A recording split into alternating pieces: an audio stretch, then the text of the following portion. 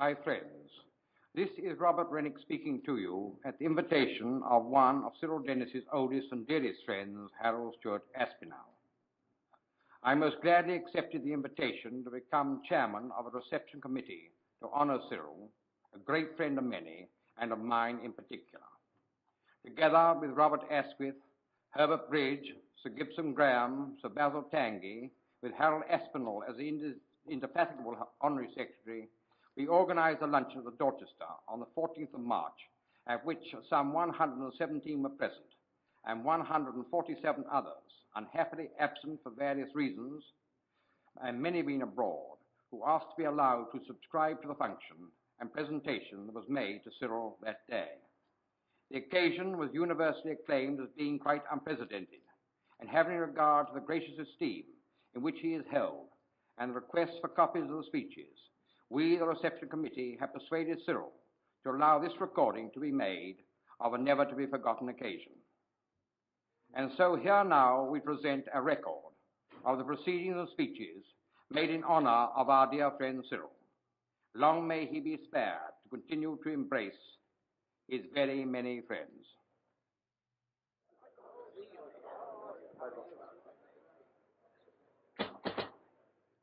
My Lord Mayor and gentlemen, pray silence for grace by your chairman.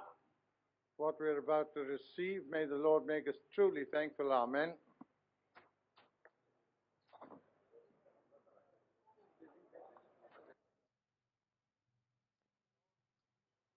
My Lord and gentlemen, I give you the toast of Her Most Gracious Majesty, our Queen. The toast says the Queen. Queen, sovereign lady. God bless her. Yes, good. Gentlemen, you now have your chairman's permission to smoke.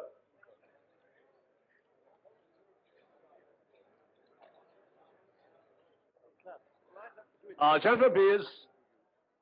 Gentlemen, your chairman has requested your honorary secretary, Mr. Harold S. Aspinall, to read you some of the telegrams received.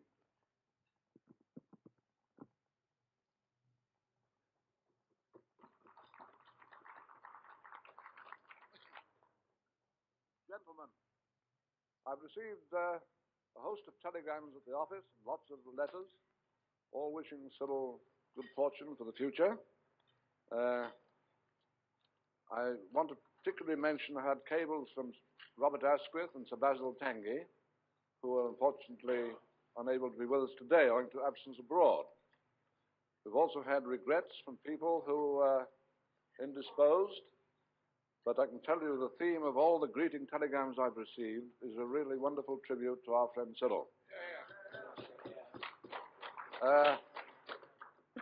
I don't think I'll read them out to you, but there's one here on the top. Another one just come in, cables and telegrams. This is one from one who I think is very dear to Cyril. It's not signed, by the way. Bunches of devotion from Babas and bouquets full of love from Mummy for Father's Day.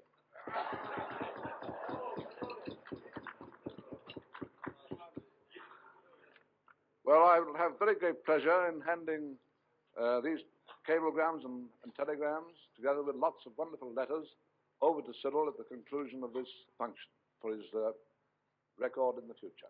Thank you very much.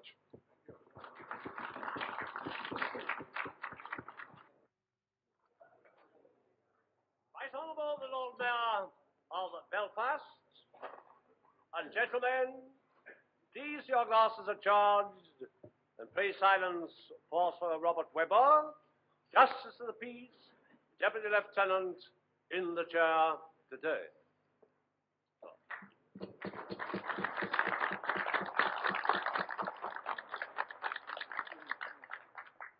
My Lord Mayor and gentlemen, I do hope you not think I'm unduly hurrying this function. When I look round at this illustrious company, I should imagine I wouldn't be far short of, in estimating the value of your time, at least £1,000 a minute.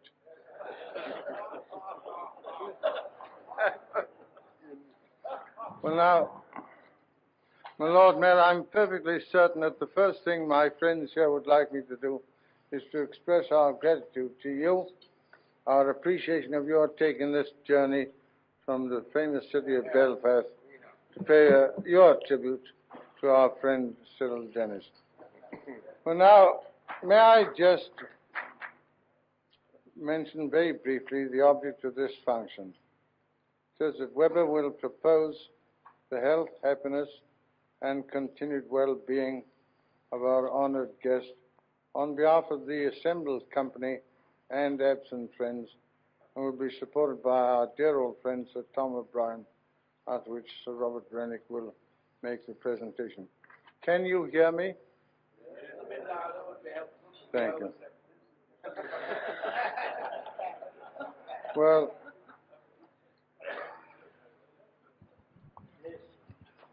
I'm not going to refer in my few observations, which are to be confined to 4 or 5 minutes at the most. We want to hear Tom O'Brien and Sir Robert Rennick. And therefore, I'm not going to mention Cyril Dennis's business career, except to endorse all that was said in passenger transport on November the 9th. And as for his general career, his particular career, his war career in particular, the references made to him in the tribute on page 3 of this menu card. If I might do so, however, I'd like to emphasize his war career. I know he'll be annoyed about this, but I knew him from just the very end of the First War, and his war career, if I may say so, is one of which any man in this room might be very justifiably proud. Not only fought as a boy, a mere child in the First War, badly wounded, donned his armor again in the Second War, and then, as usual, determined to get in at the kill, he went in the small ships to Dunkirk. Cyril, I'm sure everybody here would like me to emphasize, and they would like to endorse all that's written about your wonderful war career. Well, now, the main object of this luncheon is to express to you our personal regard, in other words, to offer you a little tribute for your life. Now, gentlemen, I can go back to 1919, 36, 37 years ago, when I met our guest for the first time. He came down to Cardiff for the annual banquet and dinner or function meeting, the annual meeting and dinner of the Institute of Engineers, South Wales Institute of Engineers. And I think I'm the only newspaper man who was a full member of the Institute of Engineers. Not an honorary member, but a full member. Dear old Spence Thomas and a few Howard Reese and so on were very appreciative of work that I'd done and made me an honorary member, a full member. Now, that was the first time I met our guest. We had a very good dinner party, and about 12:30 we were thinking of returning home when I dropped him at the Park Hotel, and he said, well, I hope you have a good night. Well, he said, I'm just going off to work. I said, work? 12:30 at night, just after midnight? Yes, where are you going? I said, I'm going up to Corey Brothers Pits at Treorchy to see a great big machine running by your oil. 12:30 at night. That's indicative of his devotion to his work. Then the next thing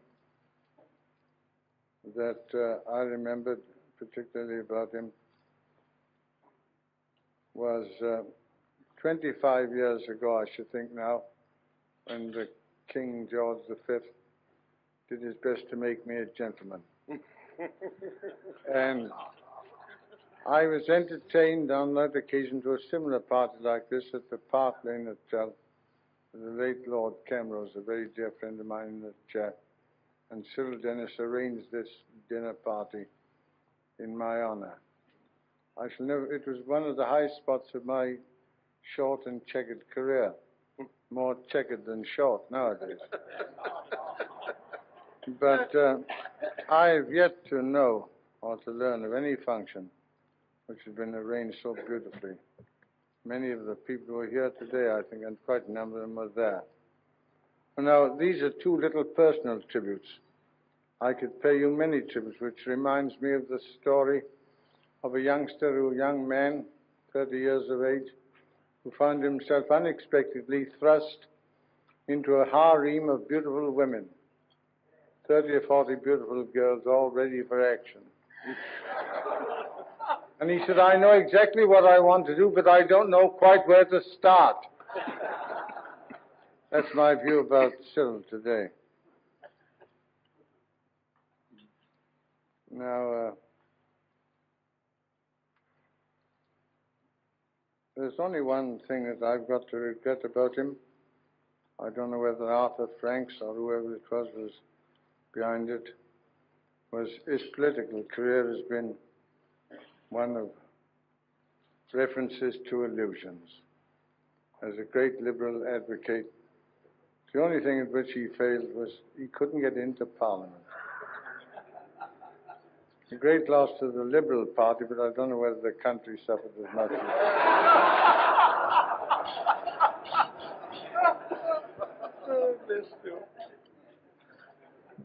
Well, I've more or less indicated why I've been in the chair today. I came back from America and Canada last week, a month before I was expected to come, because I could not possibly refuse the invitation sent to me by Mr. Aspinall and Sir Robert Rennick to come here and pay this little tribute to my dear friend, Cyril Dennis.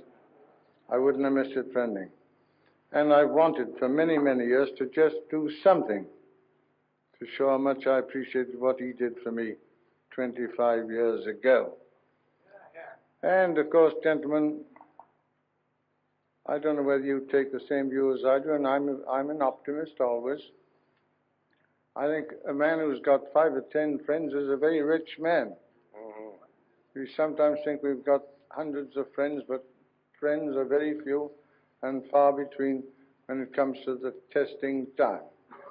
Now, I think I've got a great friend in Cyril Dennis. In fact, anything he says about me, you know very well, is a lie. And vice versa, up to a point. I'm only joking, of course, for the benefit of my Scotch friends. You know, when I think of Cyril, I've often had the privilege of proposing his health, and I know of nothing better than I said many years ago when I was referring to Horatio Bottomley, who was a well-known proprietor of a press newspaper called John Bull. And for many years, his front piece had this paragraph. There are many people born into this world every day, but few individuals. Here you've got an individual.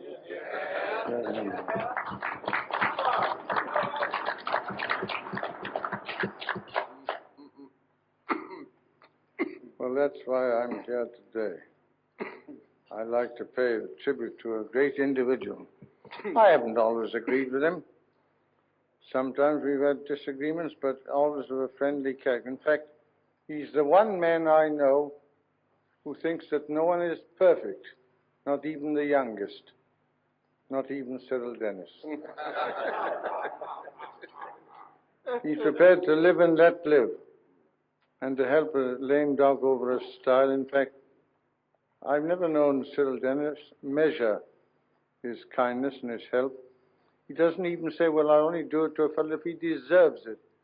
Many a poor devil has got him to thank for help when he deserved damn all. But Cyril Dennis isn't a man who measures his kindness and his help to anybody. And that's why, gentlemen, after Sir Thomas O'Brien has paid a tribute, which I'm sure will be much more worthy than mine, and Sir Robert Rennick has made his presentation, I'll ask you to drink his health in another 10 minutes, a quarter of an hour.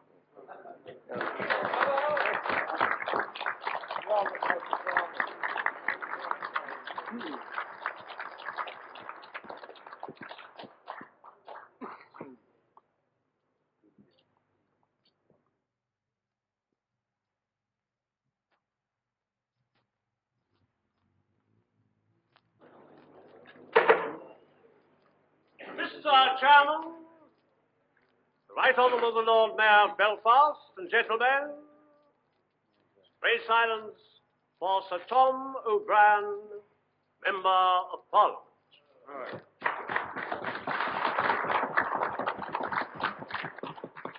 Mr. Chairman, my Lord Mayor, and gentlemen, one of the great characteristics about a great man who is an individualist is that you want to know him and you want to like him, but you disagree with everything probably that he stands for.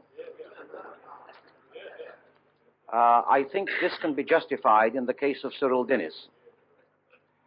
Mr. Chairman, you have, in a few words and in a few moments, summed up your old friend probably better than anyone here could do. You have pinpointed the highlights of his life with a sincerity and with an enthusiasm born of complete command of your language and of yourself. I think you have a little Celtic blood in your veins, so my private informers tell me. And it is very difficult, even at the age of 80, which rather surprises me, sir, to control that Celtic flamboyance that one lets go on an occasion like this. I don't know whether the Almighty in His infinite wisdom ever granted me the gift of discretion. It is one of the greatest penances I have to carry, is my tendencies to constant and continuous indiscretions. And if some of them, of course, are organized and well manufactured, but if I do get a little enthusiastic in supporting everything you have said, sir, you can attribute it to my urge to say something that I believe to be correct and sincere for a mutual friend. It's not the alcohol, because I'm going through a period of complete abstinence. Now, I support everything you've said, sir, and if I may say so, congratulate the committee through Sir Robert Rennick for making such a delightful and friendly occasion possible. It is very few men, I think, who could, on a midweek like this,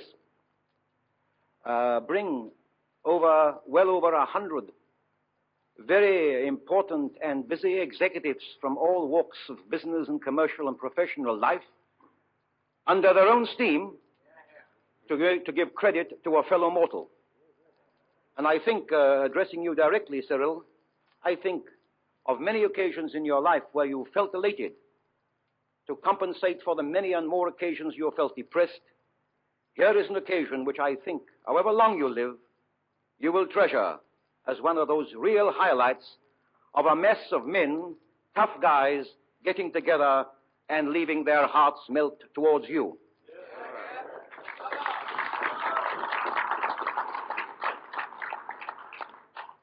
Among the many qualities and qualifications of Cyril, I believe he is a very worthy son of the Royal Thames Yacht Club. No doubt, as some of you will know, he has launched many launches in his life, and discretion probably in many cases would draw the veil of many of those launches which have sank.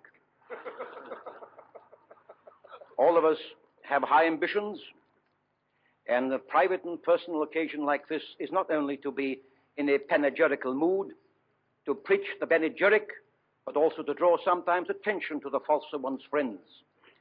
Because if one friend has no faults, you don't want to know him. And most of the real and sincere friendships of life, most of the real links that bind men to men in real friendship are the qualities of your faults rather than the qualities of your virtues. And in referring to many of Cyril's faults, which are very, very superficial, the archangel that's looked after him or the guardian angel he has is only sent to keep him away from the mere trivial temptations of life.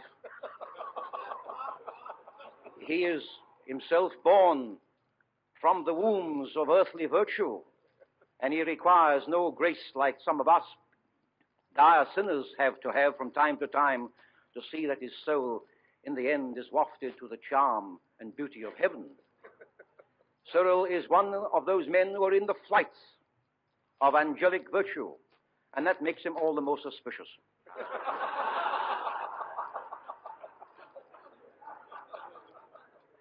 He, as I said, is a yachtsman.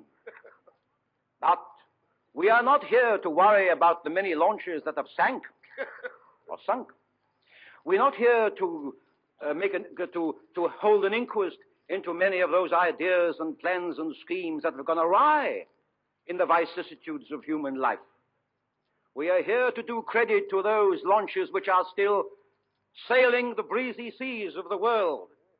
And one launch is here today, a very big one of 115 to 120 people, all on it in the form of a horseshoe, saying, "Sail on, good sailor, sail on," so long as you don't sink too many people on the raft.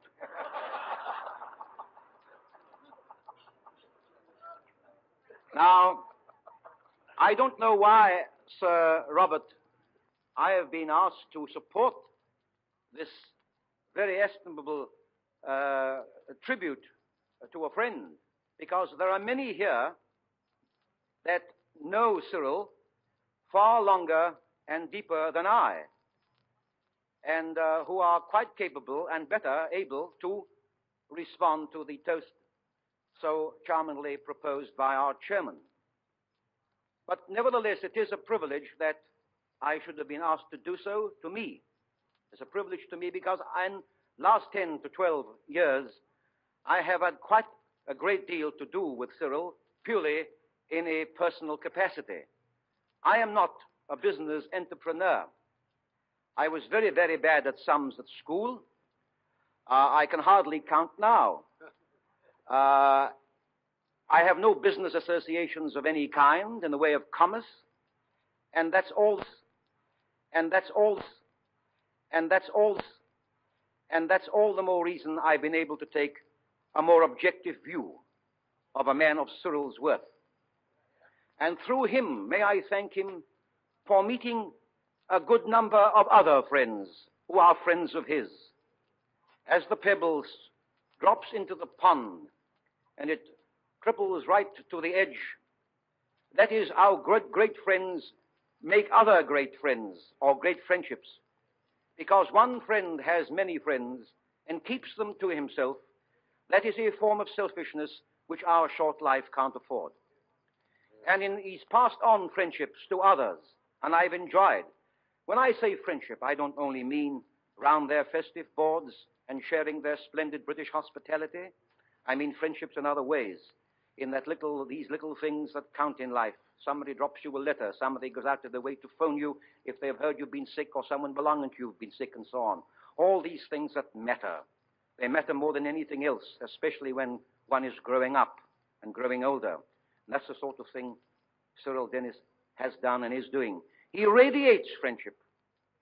And he radiates away from the center of enmity and turns it into friendship.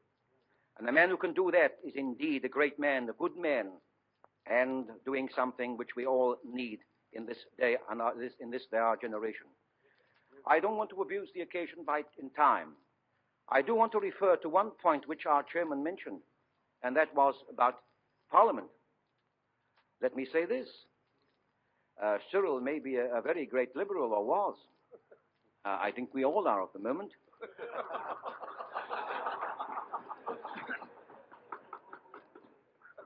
We miss a man like Cyril, especially in these modern years, in the House of Commons.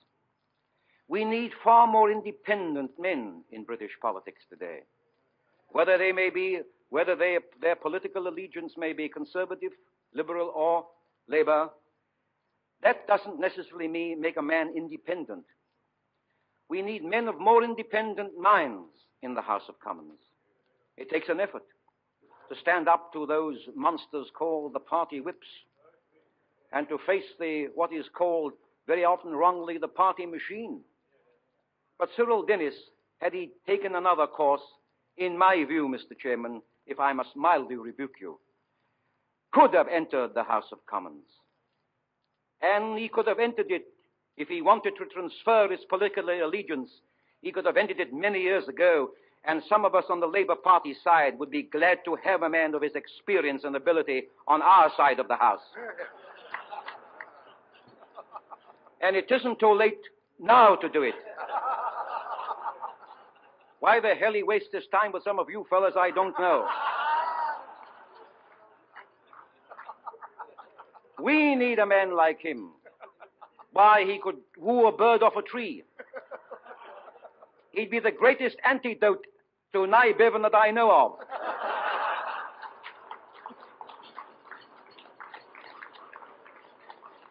There are far too many intellectuals running our political life in this country. There are far too many academicians from the colleges and the universities of our land. That goes for the two parties. We need healthy working class outlook in the British Labour Party, and there is one of them. You heard what the chairman said about going to Treorchy at 12:30 in the morning? That's the sort of working class we need. Not tied to a time clock too often. Not asking how much he's going to get for what he doesn't do. I better be careful.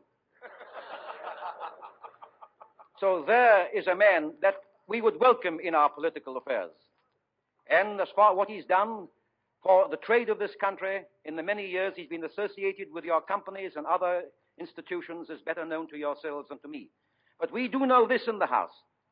And leaders of the opposition today, when they were in government, and leaders of the government today, when they were in opposition, had the great pleasure, through some of us, of meeting Cyril and many of his immediate associates, and we're looking forward to that sort of contact being continuing, because whether they're in government or in opposition, the leaders of the two political parties, if they're going to do their job at all, must be constantly in touch with the leaders of industry on all sides of industry. And men like Cyril Dennis is trying to make that possible, although it's very difficult. However, he's done a job abroad for our country, for our exports. I wish he could go to America at the present time and tell the Americans to mind their own bloody business. If I was going there, I'd do it myself. What the hell is it got to do with them if we sack anybody from Cyprus? Unless it's an indication that that we are still in the way of their particular interests in the Middle East. I never saw any protest from the Americans when King Hassan of Jordan sacked Gub. They took that line down. However, this is not the occasion. I'm tempted to go on to that, but I only wish, in talking about Cyril Dennis, that is a sort of man we want in commerce and industry to say these things at home and abroad. He said them before, and he can say them again. Finally, sir, there's something about the man as a human being. Friendly. As I said, he radiates personal friendship, generous, and some of us know, and probably most of you know, the acts of generosity is done to fellow beings, which only a few of us really know, and he doesn't know that we do know.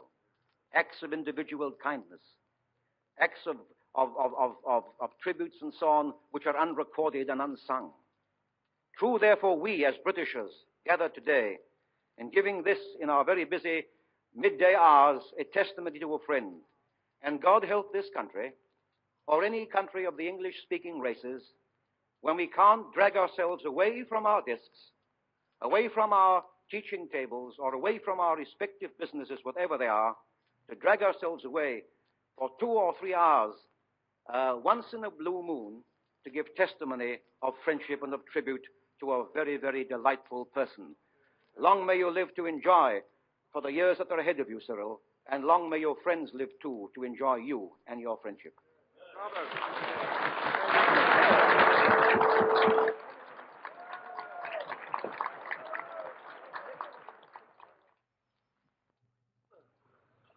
Right Honourable the Lord Mayor of Belfast and gentlemen, pray silence for Sir Robert Rennick, Baronet, Knight Commander, the Order of the British Empire.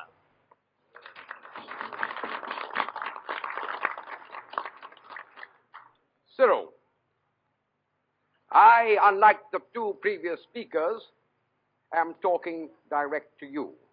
I am talking to you through all those assembled round the table to do you honor today, and that long list of friends who are unable to be with you. Cyril, you have given such happiness to so many, so often. You have entertained right royally, as your name stands preeminent in London for doing so. And so we, your friends, have today humbly put on a little party, not as you would have put it on, but we hope not far short. Cyril, we love you. And I mean that. And to show our love, we are here today, and we want to give some little gesture to Kathy, who could not be with us. We'd love to have Kathy here, but she knows that was not possible. Because we love you, we love Kathy, and we love Kathy because we love Kathy, we love you. Now, I'm going to ask you, on behalf of all those present, and all those who aren't present but are friends of yours, to accept first from us today a little gift, and I want you to give it to her with our love.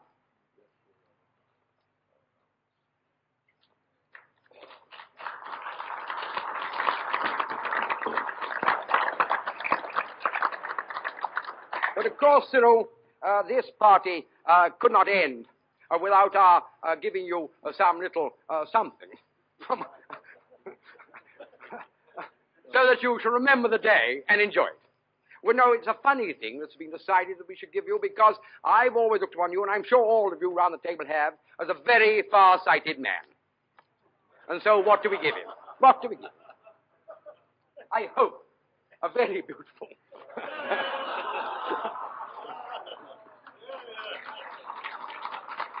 I'm told they're practically the best in the world. Now, what I say to all my bookmaker friends present, don't take a bet once the horse is off, because Cyril will see more than you can. Cyril, will you please accept this from your friends, here today and absent friends, and bless you. Dear Robert, that's far enough.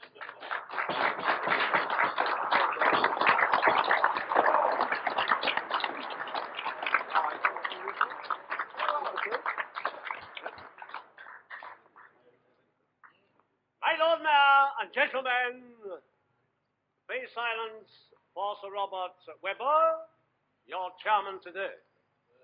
Our guest. For he's a our jolly guest. good fellow. For he's a jolly good fellow. For he's a jolly good fellow. And so say all of us. And So say all of us. and So say all of us. For he's a jolly good fellow. For he's a jolly good fellow. He's a jolly good fellow. And so say all of us. Hip, hip, hip, hip. Hey! Hip, hip, hip, hip. Hey! Hip, hip, hip. Hey! One for Kathy.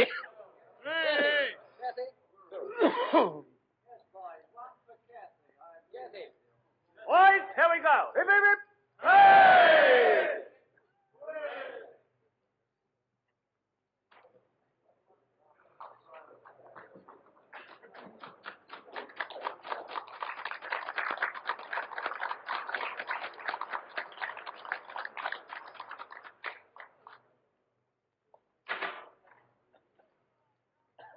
Mr. Chairman, my Lord Mayor of Belfast and gentlemen, pray silence for Major Cyril Dennis, your guest of honor today.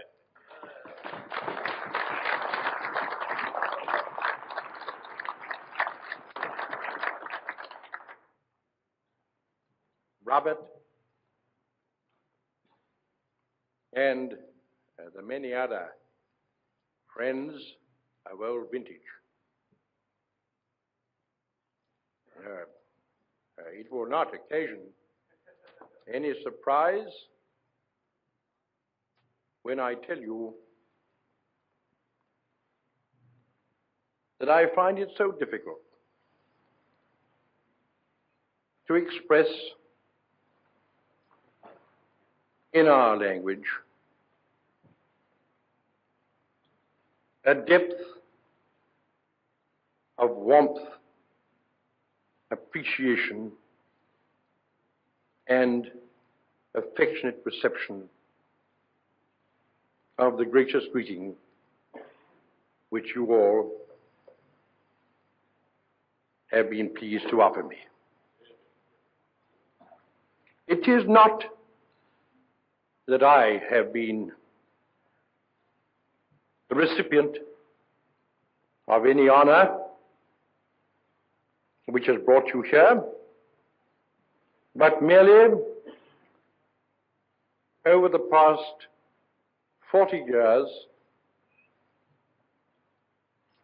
a triumvirate of friendship. And if I've achieved nothing else in my life, I have indeed achieved that. And when I think of the road which I have trodden in the pursuit of my normal daily duties, I say to myself, I must have been, above all else, a good chooser, because I see not round this room any one man who has not come other than out of affection for me.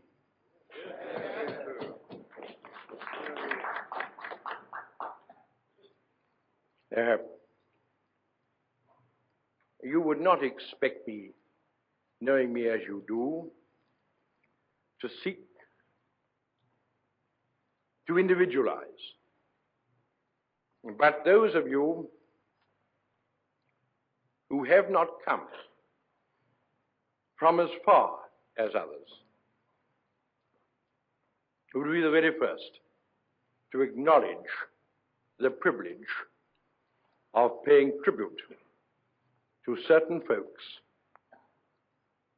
who have come from quite a considerable way. My friend Jack Harcourt, of some 30 years enjoyable friendship, and who now occupies the chair of this Chief Magistracy of Belfast, came across this morning. Anybody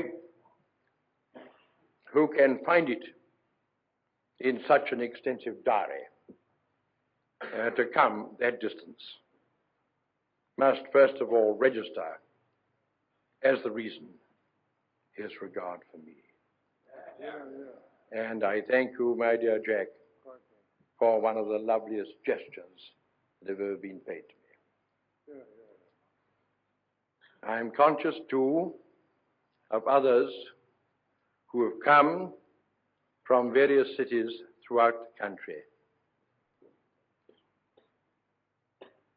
It is so easy to receive an invitation to come and lunch with one who has no other prerogative for your attention other than that of sweet friendship. And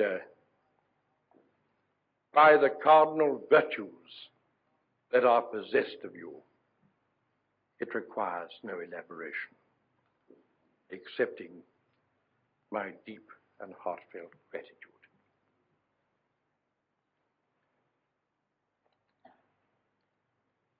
My very dear friend, Robert Webber, nearing the age of 80, In fact, he is within the octave of his 80th year. He was on a visit to his daughter,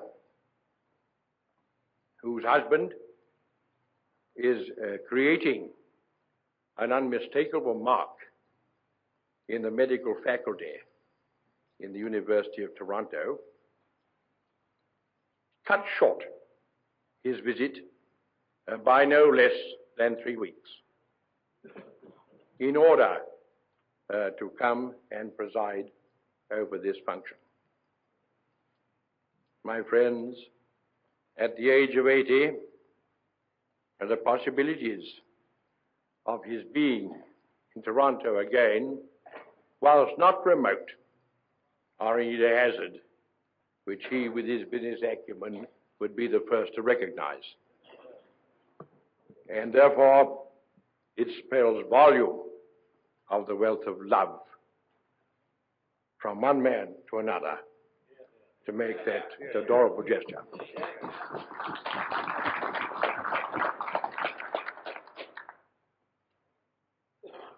Sir Robert was modest in his exclamations of our friendship, because indeed I am reminded of an incident which I'm sure will appeal to you all, for in the various walks of life you pursue, you at least acknowledge the ability to progress. I went to Cardiff in the 1920 era, at the conclusion of the First World War, on the introduction to the editor of a paper which Sir Robert Croup acquired, and it was preaching in those days the liberal doctrine. Doctrine.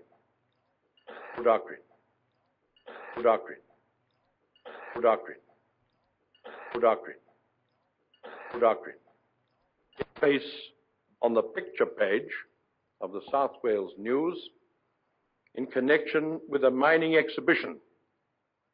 And he said, "My young friend, we only put on the picture page matters of pictorial interest."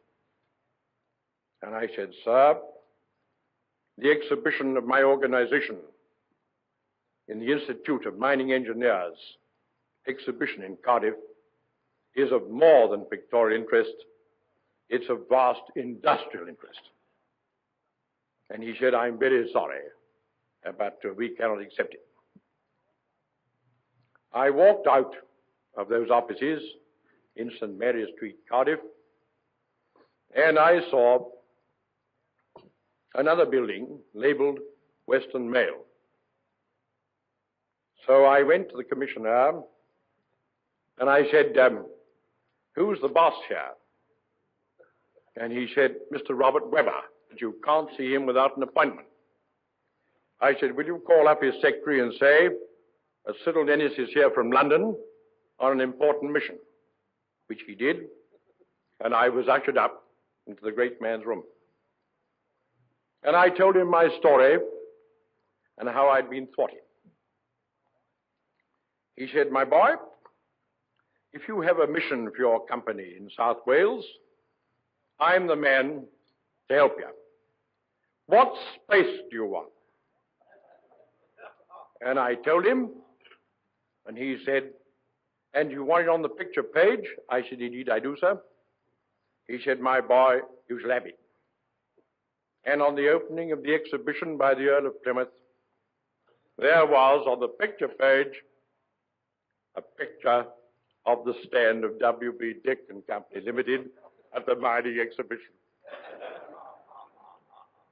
From that early beginning, my friends, there became a sense of friendship with Sir Robert, which thankfully continues to this day.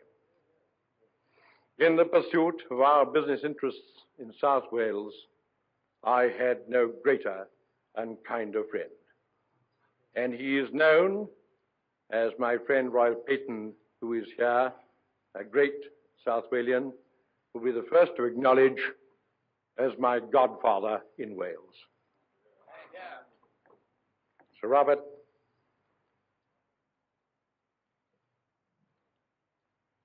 you have been not only to me, but to many, a source of inspiration, throwing out from that heart of yours a wealth of kindness and friendship. And I think on an occasion such as this, you will say, my efforts have not been made in vain.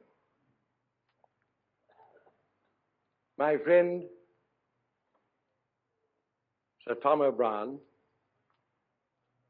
springs from another category of friendship. I first met him on the introduction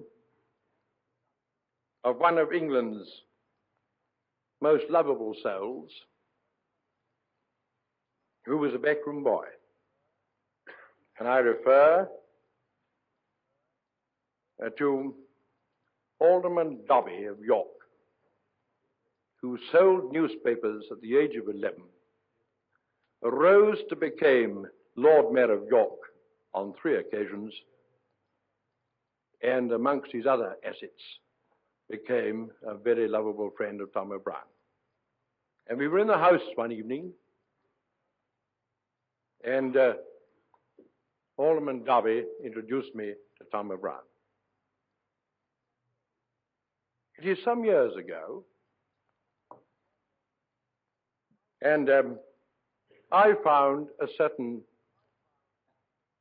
happiness in the friendship of Tom, because I realized, although he was of a different political label, he generated a sense of national law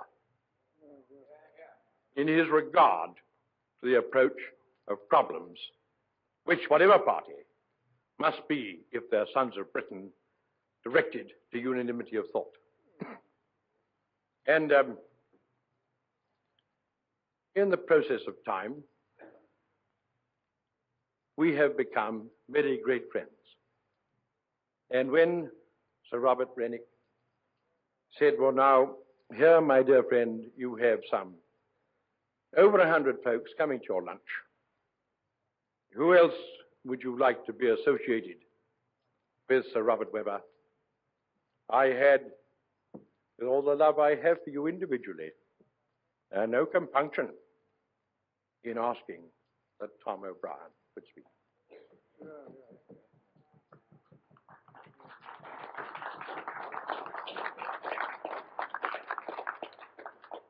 And last but not least, my friend Robert Rennick, who many of you know not only as one of our leading industrialists, but a banker of no mean order.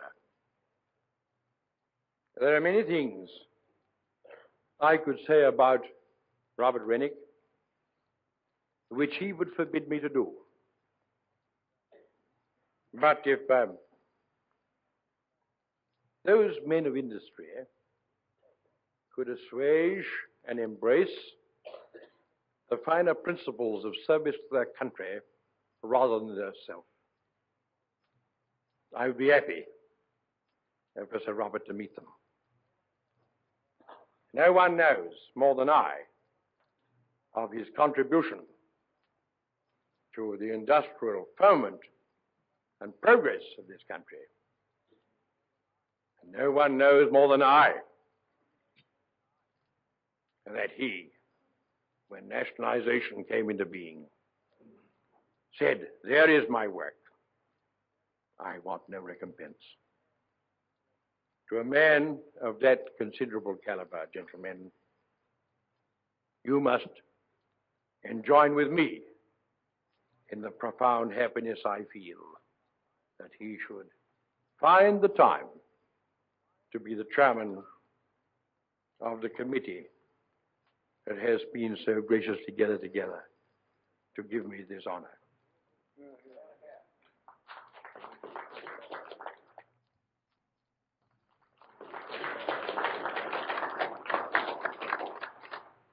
You will not, I'm sure, quarrel with me when I refer to the presence of no less than 8 director colleagues of the Wakefield group of companies with whom I am still so happily associated, who have been pleased to come to this function. And you will indeed forgive me the personal privilege in thanking Leonard Marsham Broadway not only for his kindness to me, but the wealth of friendship with which he has embraced me since my company was taken into the marriage vow of his own.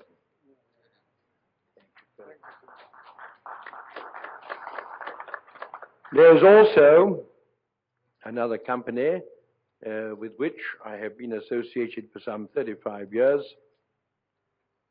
and whose chairman, now unhappily removed from us, was one of my dearest friends. And I refer to the Anti-Attrition Metal Company. How much I owed to Stephen Lewson in my early days of selling. How much I owe to that gracious company who, by 4 representatives of their board, are here today. And indeed, I acknowledge their charming kindness to me. Now, my friends, I mustn't go on too long, but this is an occasion which, as I prefaced my remarks by saying, there has been no other reason to give me this honor other than that of sweet friendship. And I think reaching now, as I am, the evening of my life, I hope the early evening, it would be ungracious of me were I not to pay tribute to those who have indeed helped me on my way. And I refer, first of all, to the blessing of a devoted mother and father. Without their general example, their encouragement, their desire to plant me on the right road, I could never have got what little distance I have as far as I've achieved. I was one of 12 children, and how happy I am to see my brother Hubert here. He and I are in the last rung of the ladder, but we are still able to carry on and perpetuate all the lovely things that were conceived for us in our early age. And so often, you know, and after all, I must plead for your forgiveness if I'm unduly sentimental, but so often we go through our life without paying tribute to those who've done so much for us. And when one refers to the academical or industrial side of one's life, I think we're very poor folks if we don't spare a brief minute for those who brought us into the world and gave us the lovely start that we had. And I wouldn't like this occasion, my dear Sir Robert, to pass without paying a most affectionate tribute to those of my parents who have made possible such success as I've been able to achieve today. Now, forgive me on one thing more. There is a very well-known saying that no good man passes through the doors of progress without the aid of a loving woman. And you, of your sense of majesty of generosity, have been pleased to offer a greeting to Kathy, known to most of you as Kathy. In continuation of the life into which I was born, I've had the good fortune to be blessed with the understanding of a very beautiful woman. And I do thank you exceedingly for the tribute that you have been pleased to pay to her.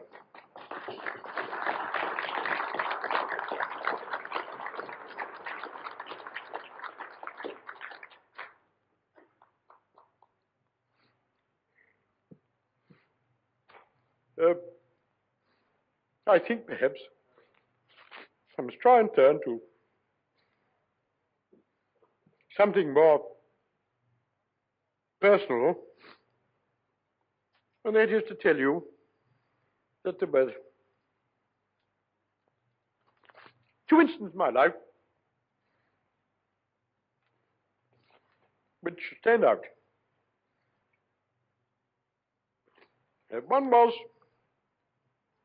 when I was commanding a unit in Yorkshire during the war. One of my men was arrested by the civil police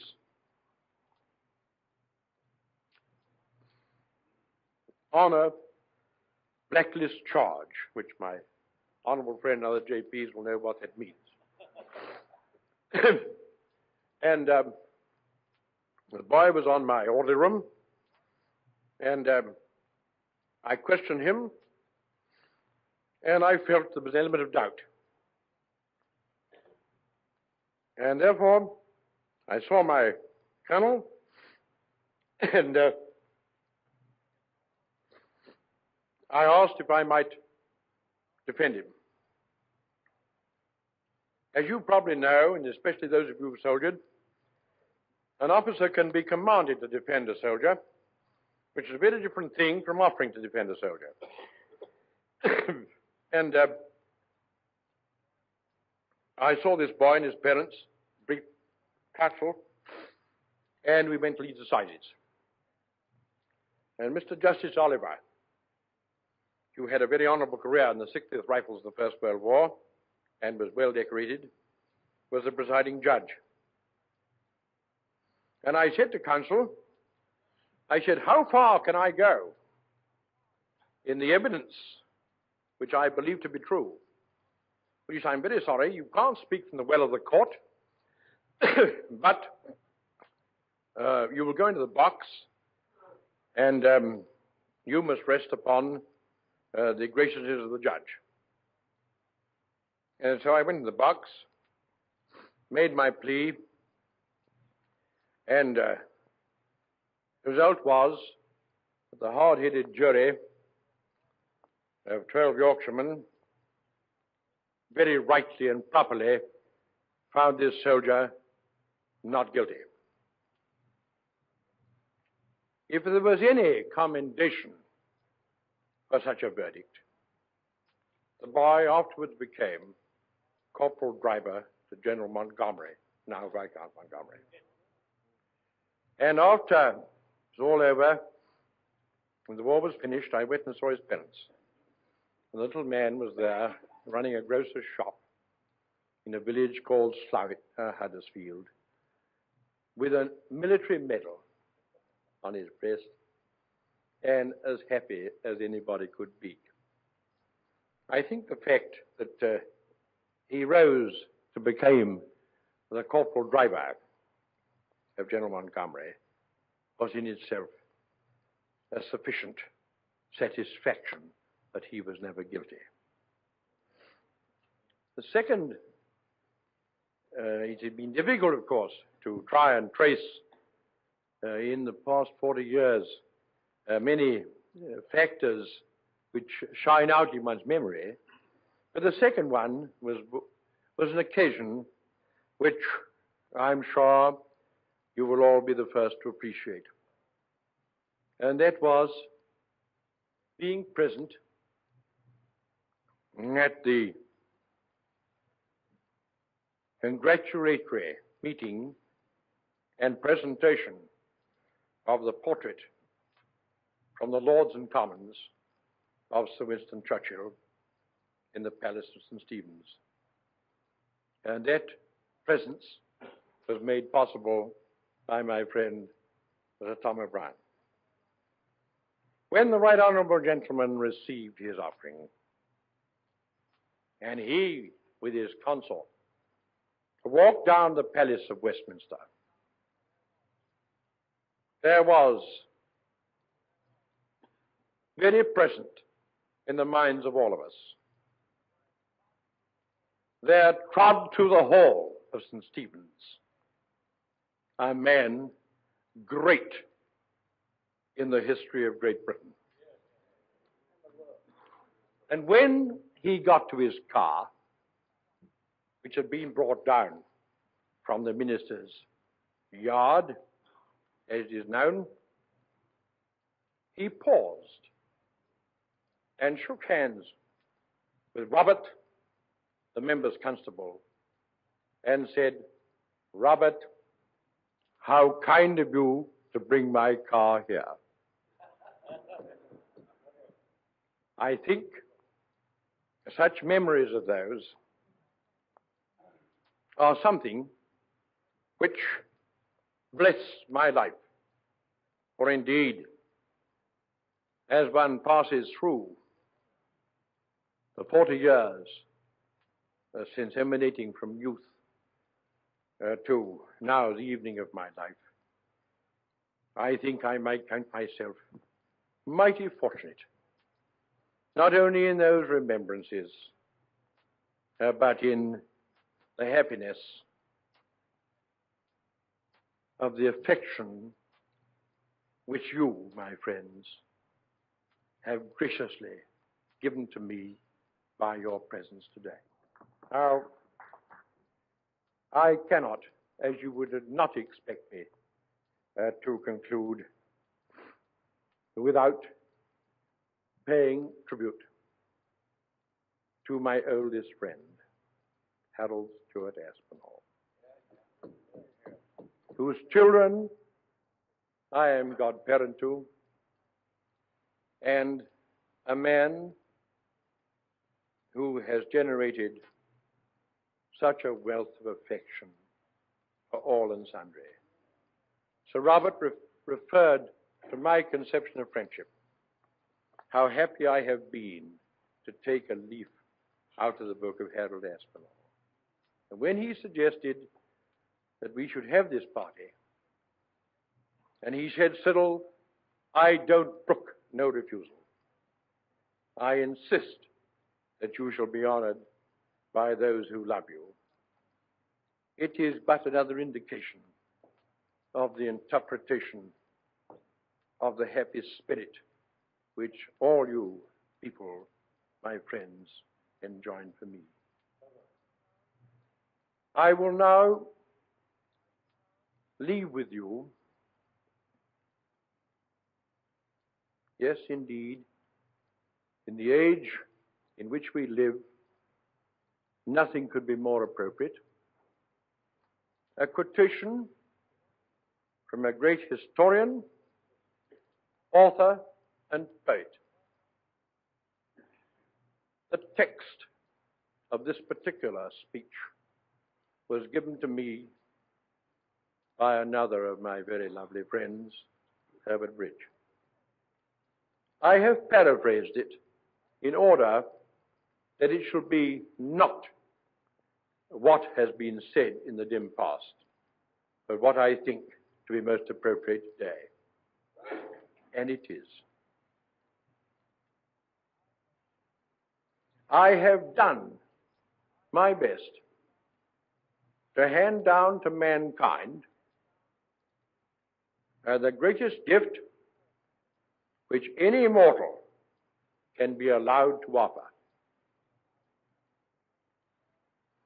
I refer to the blessed gift of friendship,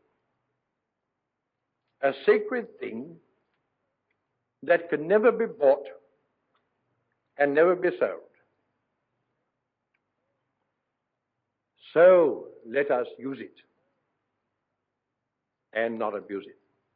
Pray, as good, right, forth, happy men, go on our way rejoicing.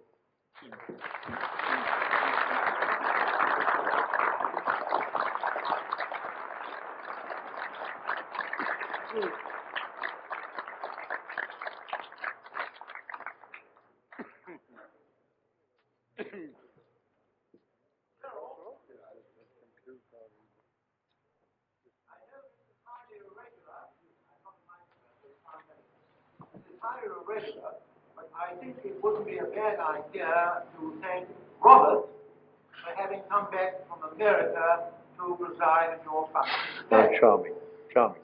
And I think there are one or two things that should be corrected. You know, when Robert Webber was 51, he said he was rising 60.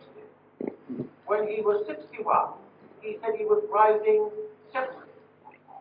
Now, I have Tom O'Brien say that this aged gentleman, having come back from America to preside with you, I think you should know that Robert was 71 last November.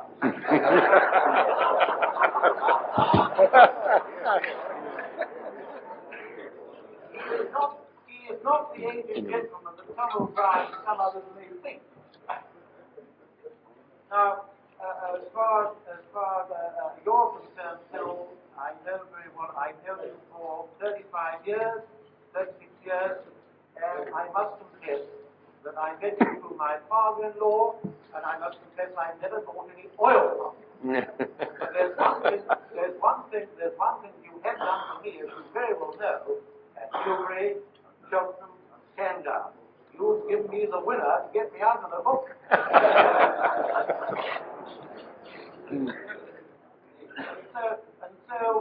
And one other thing I'd like to say about Tom O'Brien, we heard what he said today, we know all his views. But there's one thing I think that impresses us all, that when Winston went over to America, Tom O'Brien had the courage of his conviction.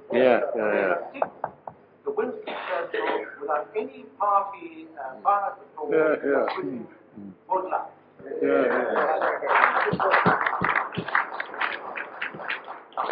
And I think, you're very happy today, too. You have Paul as your chairman, and that's the reason I'm here.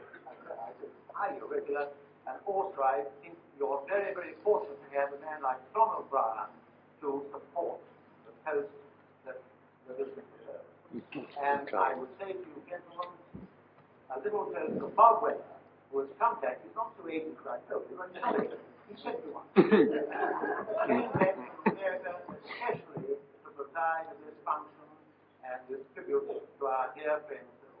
Bless you. How charming. Robert. The toast is your chairman, Sir Robert Webber. Bless you, Robert, my dear. Greetings. Bless you, Robert.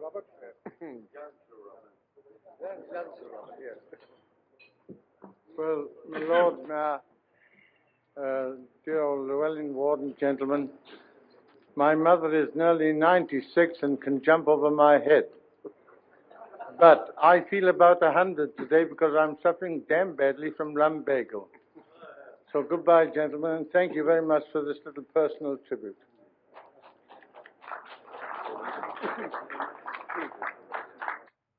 The proceedings terminated with a charmingly witty speech by Mr. Llewellyn Ward, High Sheriff of Glamorgan, who unfortunately had not the aid of the EMI microphone at his place of seating, and therefore his speech, though recorded, was not made crystal clear.